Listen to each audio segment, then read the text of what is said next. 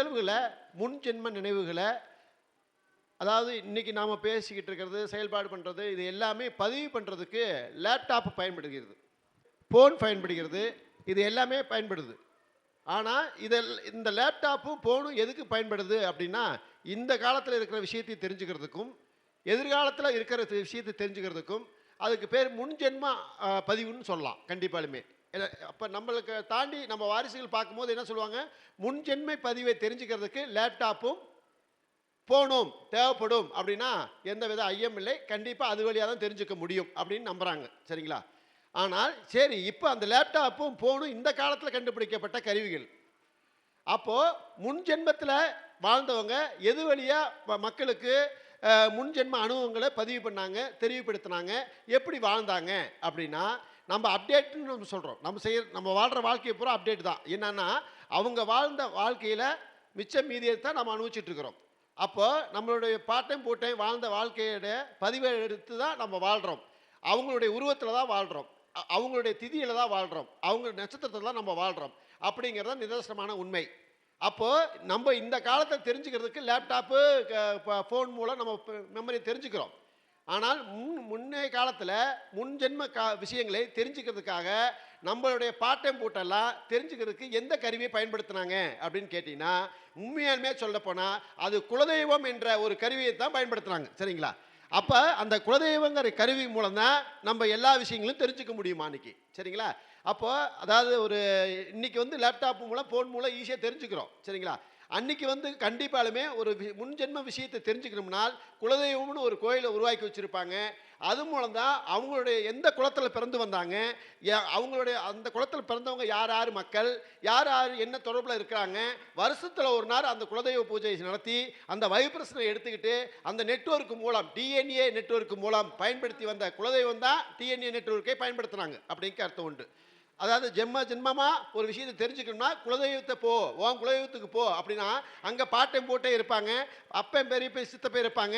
அப்போ இன்னார் குழந்தை அப்படின்னு அறிமுகப்படுத்துறதுக்கு ஒரு அருமையான ஸ்தலமாக இருந்துச்சு எதுங்க, குலதெய்வம். சரிங்களா?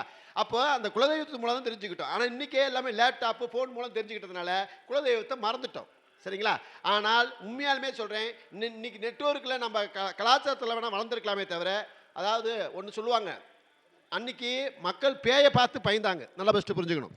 அன்னைக்கு மக்கள் பேயை பார்த்து பயந்தாங்க. ஆனால் இன்னைக்கு ஏயை பார்த்து பயப்படுறாங்க. நல்லா பெஸ்ட்டு புரிஞ்சுக்கு. சரிங்களா? அன்னைக்கு பேயை பார்த்து பயந்தாங்க, இன்னைக்கு ஏயை பார்த்து பயப்படுறாங்க. ஏன்னா இப்போ ஒரு 10 நிமிஷம் பேசுறதுக்கு முன்னாடி சேசூர் என்ன செஞ்சார், உங்கள் ஃபோட்டோவை கொடுங்கய்யா அப்படின்னாரு. என்ன சரி நான் ஃபோட்டோ எடுங்கன்னு எடுத்துட்டு அடுத்த நிமிஷமே என்ன செய்கிறாரு, ஐயர் புல் போட்ட மாதிரி என்னை ஆக்கி ஃபோட்டோ காட்டுறாரு. அப்போ ஏயை பார்த்து பயப்படுமா பயப்பட மாட்டோமா? அப்போ உண்மையான ஒரு ஃபோட்டோ எடுத்தால் கல்யாணத்துக்கு உதாரணமாக அந்த ஃபோட்டோவை வச்சு பதிவு பண்ணுவாங்க. நீ எங்கே போய் கேஸ் கொடுத்தாலும் ஃபோட்டோவில் கல்யாணம் பண்ண மாதிரி இருக்குதியா, நீ மாதிரி தான் பதில் சொல்லித்தான் ஆகணும்பாங்க. இன்றைக்கி இந்த ஃபோட்டோவை எடுத்து எப்படி பதில் சொல்கிறது? அப்போ பயம்தான் அதிகரிக்குது. நிலை வச்சு புரிஞ்சுங்க. அன்றைக்கி பேயை பார்த்து பயந்தோம், இன்றைக்கி ஏயை பார்த்து பயப்படுறோம். அதுலேயே இன்றைக்கி என்ன சரிங்க, அதாவது ஒரு பணம் யாருக்கோ ஒரு மாற்றி அனுப்பிச்சிட்டிங்கன்னா என்ன செஞ்சிருது, அந்த பணம் அவருக்கு போயிடுது. அதே மாதிரி என் நெட்வொர்க்கில் எங்கேயோ வெளிநாட்டிலேருந்து ஏதோ ஒரு ஆப்ஷனை கிரியேட் பண்ணி என்ன செய்கிறாங்க, பெரிய பெரிய பணத்தை திருடிட்டு இருக்காங்க. அதுக்கெல்லாம் எது காரணங்க, ஏஐ தான் காரணம். அப்போ பணம் போச்சுன்னு, அதாவது ஏதோ ஒரு விளையாட்டு விளையாடுறாங்க, ஏதோ ஒரு சீட்டோ இல்லை ஏதோ ஒரு விளையாட்டு விளையாடுறாங்க, இல்லை இப்போ அவங்களே ஆசைய வார்த்தை காட்டி பேசி அவங்கள இம்ப்ரெஸ் பண்ணி 1 லட்ச ரூபா கட்டினா 10 லட்ச ரூபா கிடைக்கும்னு சொல்லி ஏதோ ஒரு ஆசையை உருவாக்கி, மாயத்தை உருவாக்கி அந்த ஏஐ மூலம் தான் என்ன செய்கிறாங்க, இந்த கிரேட்லாம் நடக்குது. சரிங்களா? அப்போ பெரிய பொருளாதாரம் ஏமாற்றம் ஏஐ வந்ததுக்கப்புறம் நடக்குது. நல்லா பெஸ்ட்டு புரிஞ்சுக்கணும். சரியா? இதில் பெரிய பெரிய கோடீஸ்வரெல்லாம் அவனுக்கு லாக்கான பிரச்சனை இல்லை. சின்ன மிடில் கிளாஸில் இருக்கான், ஆசை தான் அதிகமாக இருக்கும் அவனுக்கு. சரிங்களா? எங்கிட்டோ கடனை ஊட்டி நம்ம 10 லட்சம் போட்டால் 20 லட்சம் வருதுன்னு சொல்கிறாங்களே, பண்ணிடுவோம் அப்படின்னு சொல்லி கடனை உடனே வாங்கி என்ன செஞ்சிடறான், அந்த 10 லட்சம் அவன் முடிஞ்சு போயிடுறான். சரிங்களா? இன்னைக்கு ஏகப்பட்ட பேர் பணத்தை இழந்துட்டு சொல்ல முடியாத விஷயத்தில், அதுலேயும் பெண்கள் சொல்ல முடியாத கஷ்டத்தில் இருக்காங்க. கண்டிப்பாலுமே ஏகப்பட்ட பெண்கள் குறி வச்சு அந்த ஏஐ நிறுவனம் அடிப்படையில் மெமிக்ரேட் பண்ணி பேஸ் வாஷ் பண்ணி எல்லாமே டெவலப் பண்ணி அவங்கள்ட்ட திருடுறதை எந்த வகையில் திருடலாம், எந்த டெக்னாலஜி மூலம் திருடலாம் அப்படிங்கிறதுக்கு இன்றைக்கி டெக்னாலஜி யூஸ் பண்ணுறதுக்கு பூரா நம்ம என்னமா பயன்படுத்துகிறோம், ஏஐன்னு தான் சொல்ல முடியும். சரியா? அப்போ இந்த மாதிரி விஷயங்கள் இருக்கிறப்போ, அன்னைக்கு மக்கள் பேயை பார்த்து பயந்தாங்க. இன்னைக்கு ஏஐ பார்த்து பயப்படுறாங்க. அன்னைக்கு குலதெய்வங்கிறது மிகப்பெரிய நெட்வொர்க்கு. அதாவது டிஎன்ஏ பரிமாற்றம்.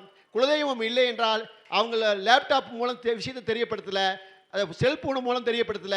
எது மூலம் தெரியப்படுத்துனாங்க? குலதெய்வத்து மூலம் தெரியப்படுத்துனாங்க. சரிங்களா?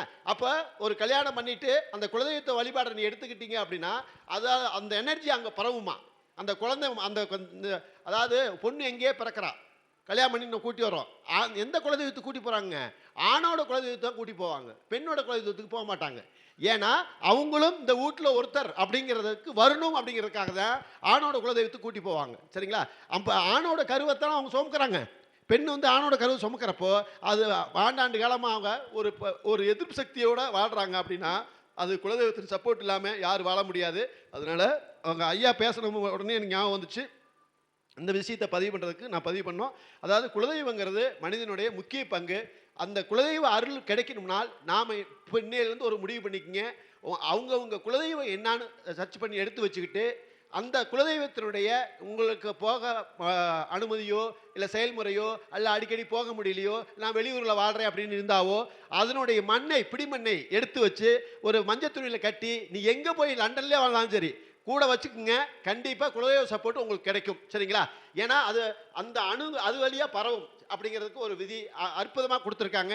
அதாவது குலதெய்வ சப்போர்ட் வேணும்னு நினச்சிங்கன்னா, நீ இஷ்டப்பட்ட தெய்வமாக இருந்தாலும் சரி, குலதெய்வமாக இருந்தாலும் சரி, கண்டிப்பாலுமே அதில் வழி நடத்துறதுல நீங்கள் ஆர்வம் காட்டினீங்கனால், எந்த அளவுக்கு ஆர்வம் காட்டுறீங்களோ, எந்த அளவுக்கு அதில் முக்கியத்துவம் கொடுக்குறீங்களோ, அது உங்களுக்கு பிரபஞ்சம் அந்த முக்கியத்துவத்தில் என்னுடைய அனுமதியை புரிஞ்சு உங்களுக்கு வெற்றி வாய்ப்பை கொடுக்கும் என்பதில் எந்தவித ஐயமில்லை அப்படிங்கிறத ஆணித்தரமாக பதிவு பண்ணுறேன். இந்த கொல்லிமலை உச்சியில் அரப்பளீஸ்வரர் கோயிலுக்கு முன்னாடி இந்த பதிலை சொல்கிறதுக்கு அவர் அருள் புரிச்சிருக்கார் என்று சொல்லி விடைபெறுகிறேன். நன்றி, வணக்கம்.